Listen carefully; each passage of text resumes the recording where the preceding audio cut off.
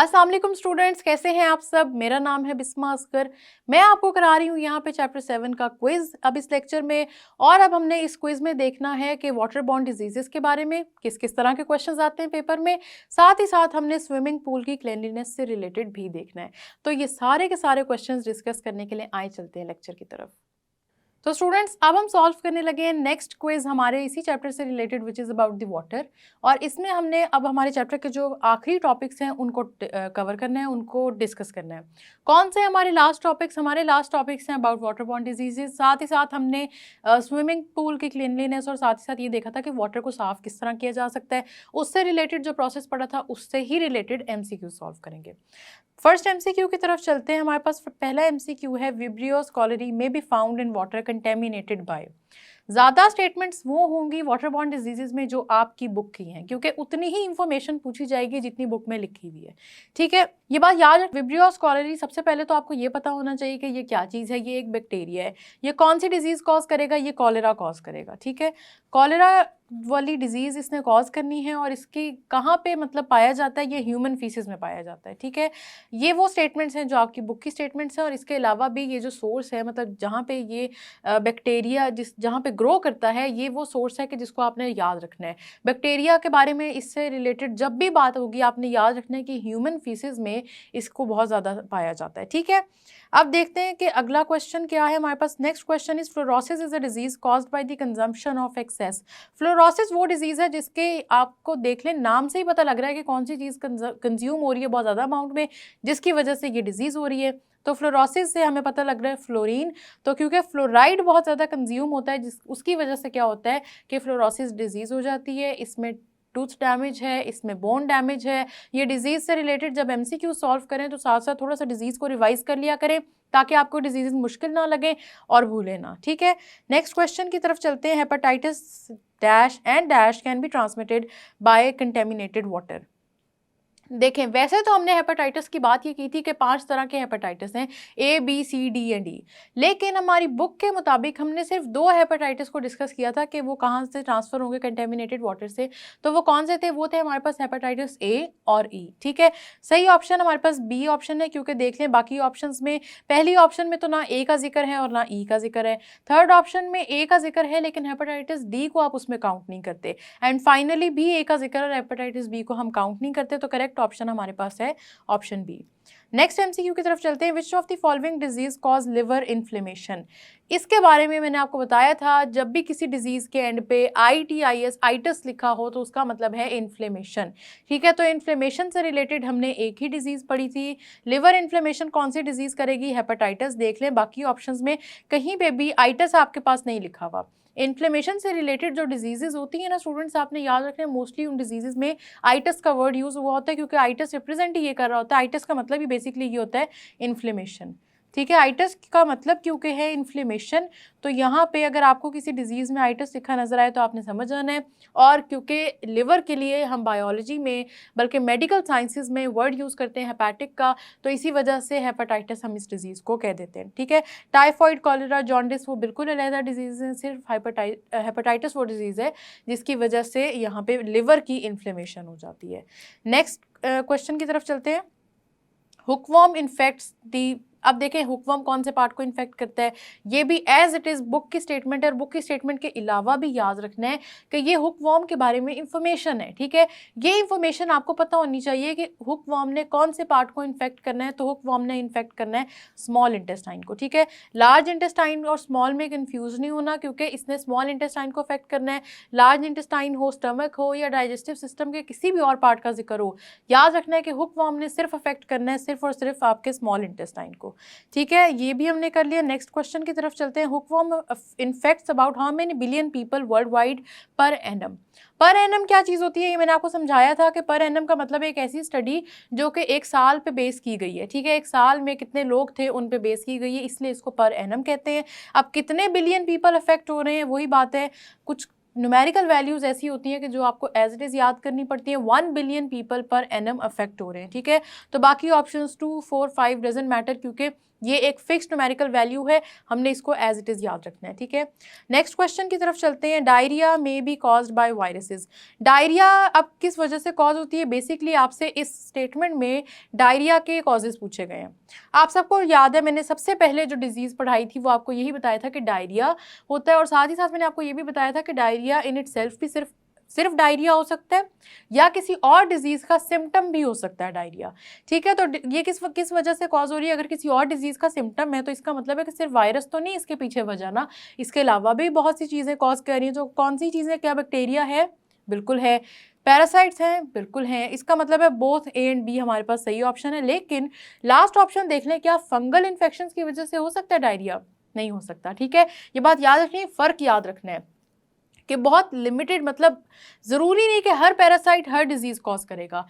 कोई पैरासाइट अगर है तो वो कोई और डिजीज़ कॉज करेगा। जैसे कॉलरा में हमने पढ़ा कि विब्रियोस कॉलेरी जो है बैक्टीरिया है, अब उसी ने कॉलरा कॉज करना है, कोई वायरस आके नहीं कॉलरा की डिजीज़ कॉज करेगा, ठीक है। ये बात याद रखनी है। आपके पास सही ऑप्शन यहाँ पे डायरिया के केस में बोथ ए एंड बी, क्योंकि वायरस भी कॉज कर सकते हैं डायरिया, बैक्टीरिया भी कर सकते हैं, साथ ही साथ पैरासाइट्स भी कर सकते हैं, ठीक है। नेक्स्ट MCQ की तरफ चलते हैं। Dysentery is a disease of. Dysentery किस चीज़ की डिजीज़ है? ये है इंटेस्टाइन की डिजीज़, ठीक है। सीधी सी बात है, यही इसकी डेफिनेशन है। पेपर में इससे रिलेटेड क्वेश्चन आए तो पहले आपने इसकी हेडिंग दे देनी है। हेडिंग किस तरह देनी है? डेफिनेशन की हेडिंग देनी है, और डेफिनेशन में फिर बताना है कि it is an intestinal disease, ठीक है। ना तो ये स्टमक को अफेक्ट करेगी, हार्ट तो बात की बात है, लिवर को भी अफेक्ट नहीं करेगी, सबसे पहले इसने जाकर इंटेस्टाइन को अफेक्ट करना है, ठीक है। नेक्स्ट MCQ की तरफ चलते हैं। Cholera is an acute infection caused by bacteria. वही बात है, या तो आपसे बैक्टीरिया का नाम पूछ कर डिजीज़ पूछ ली जाएगी, या आपको बीमारी का नाम बता दिया जाएगा, डिजीज़ का नाम बताया जाएगा, और आपसे पूछा जाएगा इसका कॉजेटिव एजेंट कौन सा है। कॉजेटिव एजेंट का मतलब होता है कौन सी चीज़ इसको कॉज कर रही है, ठीक है। आपके पास पहली और दूसरी ऑप्शन देखें मिलती जुलती हैं। पहली ऑप्शन में लिखा हुआ है कॉलेरी, दूसरी ऑप्शन में लिखा है विब्रियोस कॉलेरी, ठीक है। याद रखना है स्टूडेंट्स यहाँ पे आपके पास कि सिर्फ विब्रियोस कॉलेरी ही आपका यहाँ पे करेक्ट ऑप्शन है, और स्पेलिंग्स का ख्याल रखना है। विब्रियोस में यू नहीं आता, ठीक है, स्पेलिंग का ख्याल रखना है। स्पेलिंग गलत करेंगे तो आपके पास ये आंसर भी गलत हो जाएगा। यहाँ पे तो MCQ की फॉर्म में ना, तो चलें आपने तो स्पेलिंग नहीं लिखने, लेकिन शॉर्ट क्वेश्चन में अगर कॉलरा के बारे में पूछा जाए तो इस बैक्टीरिया के नाम के जो स्पेलिंग्स हैं वो आपने ज़रूर सही तरह से याद कर लेने हैं। नेक्स्ट MCQ की तरफ चलते हैं। वाटर बॉर्न डिजीजेज, अब इनमें से कौन सी उन्होंने बेसिकली पूछा हुआ है? अगर आप ऑप्शंस को एक नज़र मारें तो आपको पता लगेगा। उन्होंने सिर्फ ये पूछा हुआ है कि इनमें से कौन कौन सी डिजीजेज ऐसी हैं जो वाटर बॉर्न है। वाटर बॉर्न का मतलब है कि वाटर की वजह से हो रही हैं। अब पहली डायसेंट्री बिल्कुल वाटर बॉर्न डिजीज़ है, सेकंड देख लें कॉलेरा, वो भी है, थर्ड ऑप्शन में तो बोथ ए एंड बी लिखा हुआ है, लेकिन लास्ट ऑप्शन देखें न्यूमोनिया। न्यूमोनिया हमने पढ़ा भी है, हमें पता भी है, इतनी जनरल नॉलेज हम सबको है कि न्यूमोनिया जो है वाटर बॉर्न डिजीज़ नहीं है, ठीक है। इसका मतलब है आपके पास सही ऑप्शन है सी ऑप्शन, क्योंकि डिसेंट्री और कॉलेरा दोनों ही वाटर की वजह से होने वाली डिजीज़ हैं। नेक्स्ट MCQ की तरफ अगर हम चलें तो वो है patient feels weakness and fatigue in. Book की स्टेटमेंट है एज इट इज़। किस डिजीज़ के बारे में बात हुई है? बात हुई है जॉन्डिस के बारे में, ठीक है। जॉन्डिस की वजह से क्या होता है कि patient feels weakness and fatigue.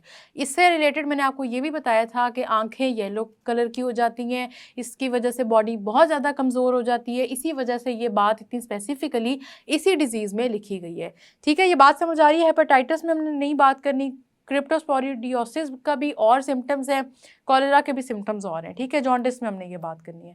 Next MCQ की तरफ चलते हैं। Which gas is use to destroy harmful bacteria in water. तो कौन सी गैस है जो हार्मफुल बैक्टीरिया को डिस्ट्रॉय करती है? आप सबने याद रखना है कि हमने बात की है जब हमने स्विमिंग पूल की क्लीनलीनेस की बात की थी, ठीक है। अब देखें स्विमिंग पूल की क्लीनलीनेस का हमने वैसे तो हेडिंग दे के बात की है, लेकिन ये बात सिर्फ स्विमिंग पूल के बारे में नहीं हो रही। ये बात हो रही है कि कहीं पे भी अगर आपने वाटर को क्लीन करना है तो कौन सा प्रोसेस होगा।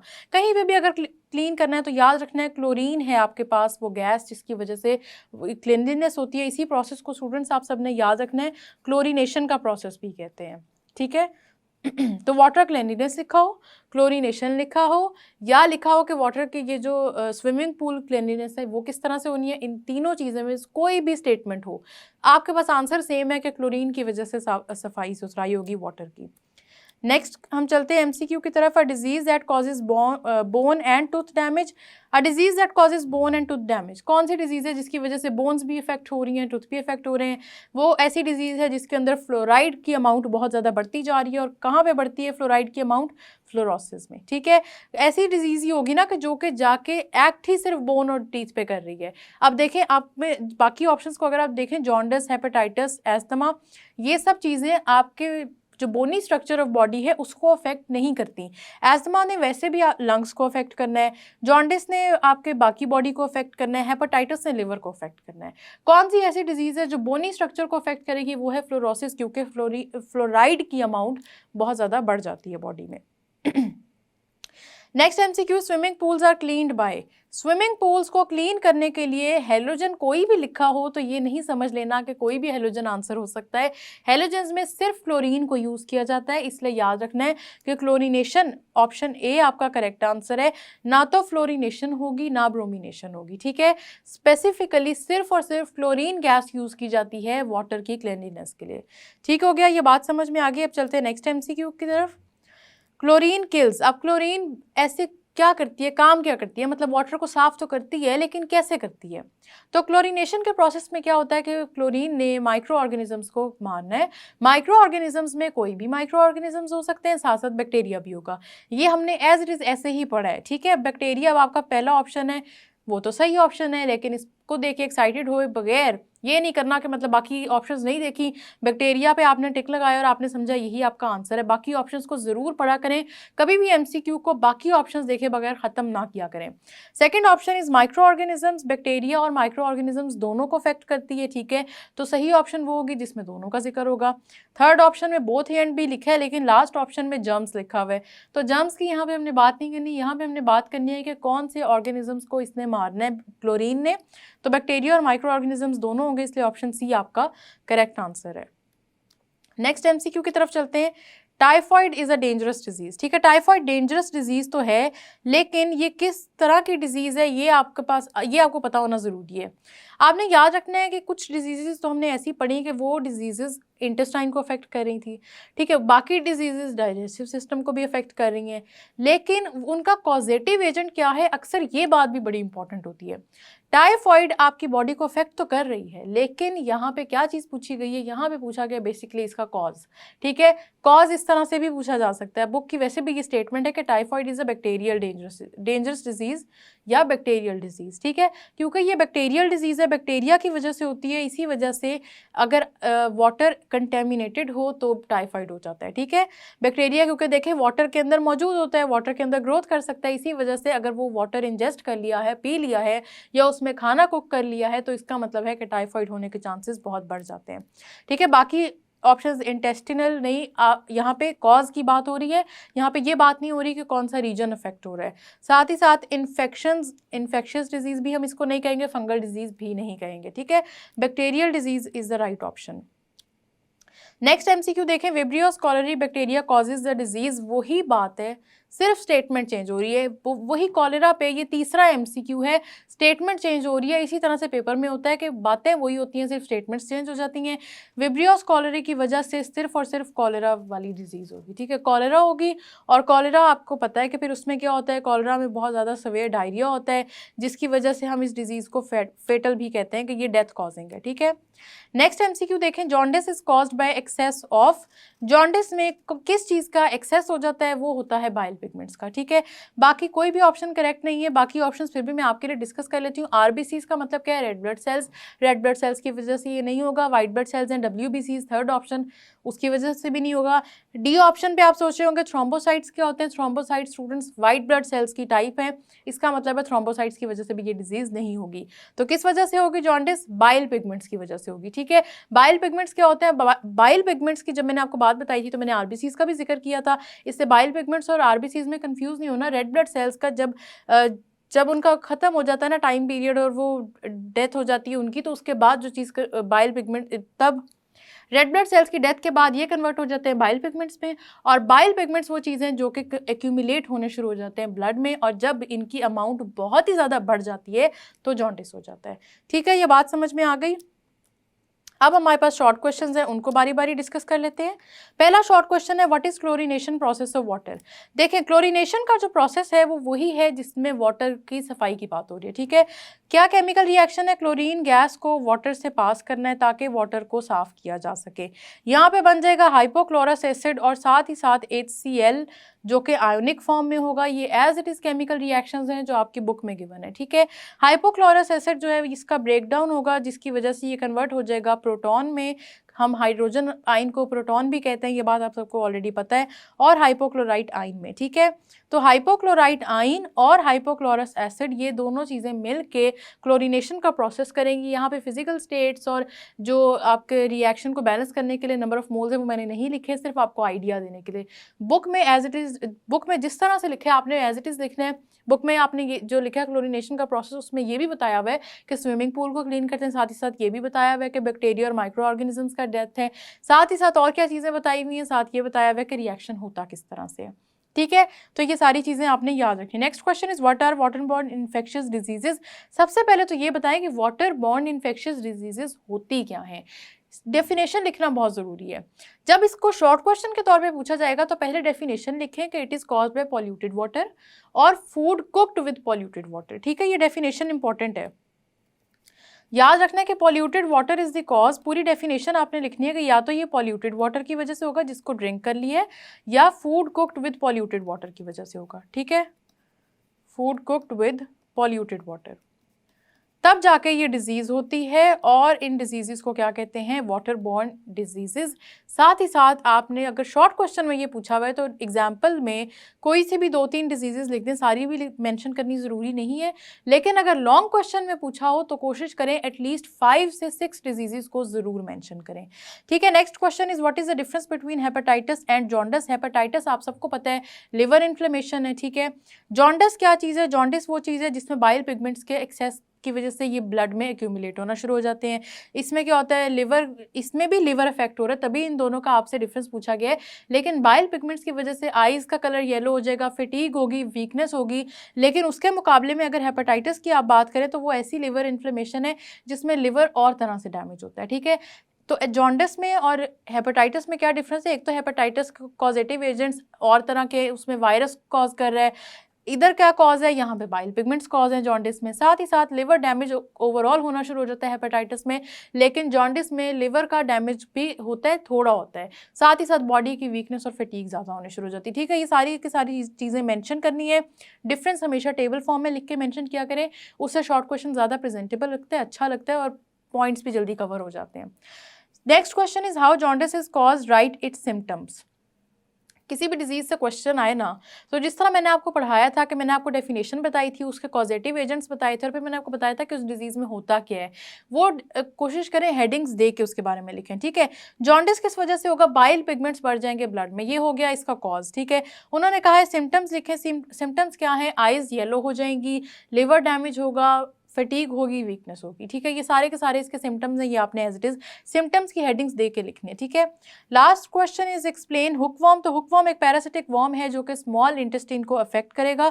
स्मॉल इंटेस्टाइन को ये अफेक्ट करता है जिसकी वजह से क्या होता है, एनीमिया हो जाता है, स्टंटेड ग्रोथ है बच्चों में, ठीक है। जो मैंने आपको सारी बातें बताई थी कि किस तरह से स्टंटेड ग्रोथ का मतलब है कि नॉर्मल बॉडी डेवलपमेंट नहीं होगी, ठीक है। ये बॉडी में एंटर होते हैं, स्किन के थ्रू एंटर होते हैं, यूजुअली पाँव की स्किन के थ्रू, और उसके अलावा ये 1 बिलियन पीपल को पर एनम अफेक्ट करते हैं।